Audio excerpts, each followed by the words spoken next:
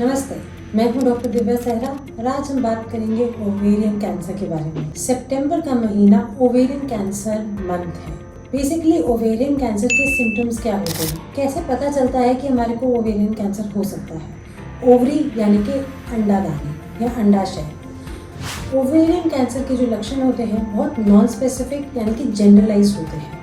अगर आप अपनी बॉडी में कुछ चेंजेस महसूस करें, जैसे कि भूख कम लगना, थोड़ा सा भी खाना खाते ही पेट का एकदम से फूल जाना, और अगर आपको ऐसा लगता है जैसे ज़्यादा खट्टे डकार आ रहे हैं, या लैट्रीन बारी बारी जाना पड़ रहा है, या कॉन्स्टिपेशन और लैट्रीन ज़्यादा जाना ऑल्टरनेट हो रहा है, और आपको लग रहा है कि आंत की परेशानी है, या पेट एकदम से फूल रहा है, तो ये ओवेरियन कैंसर हो सकता है। इसलिए अपने गायनेकोलॉजिस्ट से मिलना आवश्यक है। ओवेरियन कैंसर होता क्यों है? बहुत चांसेस हैं कि ओवेरियन कैंसर्स के बहुत ज़्यादा रीजंस होते हैं। आजकल अर्बनाइजेशन यानी कि वेस्टर्न डाइट फॉलो करना, हमारे खान पान में इतने चेंजेस, रहन सहन में इतने चेंजेस, और बहुत सारे और फैक्टर्स की वजह से, जैसे कि लेट चाइल्ड बेयरिंग यानी कि ज़्यादा लेट शादी होना, ज़्यादा लेट बच्चे पैदा करना, या कम बच्चे पैदा करना, यानी कि आपके पास बच्चे नहीं हैं, या आपने IVF का ट्रीटमेंट करवाया है, तो ये ऐसे कारण हो सकते हैं जो आपको प्री डिस्पोज करते हैं ओवेरियन कैंसर होने में। हालांकि ओवेरियन कैंसर फैमिलीज में भी रन करता है, जिसको हम जेनेटिक म्यूटेशन कहते हैं। BRCA1 यानी या BRCA2 के नाम से जाना जाता है।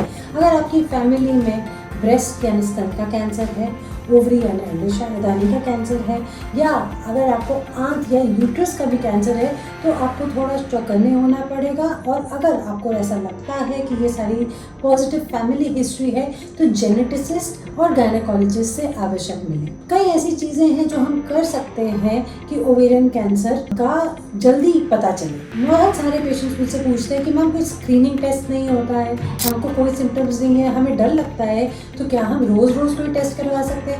तो स्टडीज़ ने पाया है कि रोज़ अल्ट्रासाउंड करवाने से, या पीरियोडिक लेवल पे अल्ट्रासाउंड या CA-125 जो एक ब्लड मार्कर होता है, करवाने से कोई फ़ायदा नहीं होता है। So basically there is no screening as such for ovarian cancer. What is there is to recognise your symptoms early, यानी कि अपनी बॉडी के बारे में अवेयर होना, जानकारी रखना सबसे ज़्यादा इम्पॉर्टेंट है।